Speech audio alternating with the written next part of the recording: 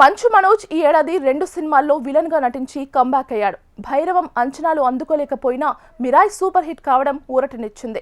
చరిత్రలో గుర్తింపు లేకుండా పోయిన ఒక స్వాతంత్ర సమరయోధుడి కథను పీరియాడిక్ బ్యాక్ డ్రాప్ తో దర్శకుడు హనుమారెడ్డి యక్కంటి తెరకెక్కించబోతున్నారు. అనౌన్స్మెంట్ ఎప్పుడో వచ్చింది కానీ రెగ్యులర్ షూటింగ్ మొదలు కాలేదు.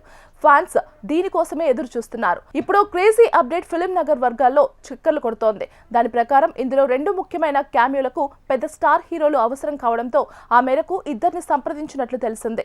మొదటి పేరు రామ్ చరణ్. పాత్ర నచ్చింది కానీ చేసేది లేనిది చెప్పలేదట. ఇప్పటిదాకా చరణ్ క్యామియో చేసింది ఆచార్యలో మాత్రమే, అది కూడా తండ్రి చిరంజీవి సినిమా కాబట్టి. మనోజ్ తో ఎంత స్నేహం ఉన్నా మార్కెట్ పరంగా చాలా క్యాల్కులేషన్లు, అభిమానులు, అంచనాలు ఉంటాయి కాబట్టి తొందరపడి నిర్ణయం తీసుకోలేడు.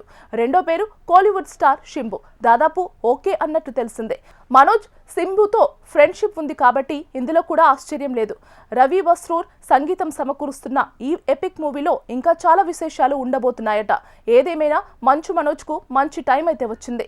అన్నయ్య విష్ణు కన్నప్ప తర్వాత ఇంకే సినిమా కమిట్ కాలేదు కానీ మనోజ్ మాత్రం 2-3 లైన్లో పెడుతున్నాడు.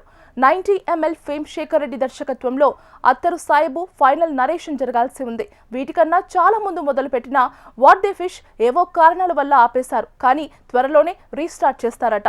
మనోజ్ ఇదే స్పీడ్ లో కొనసాగిస్తే మంచిది.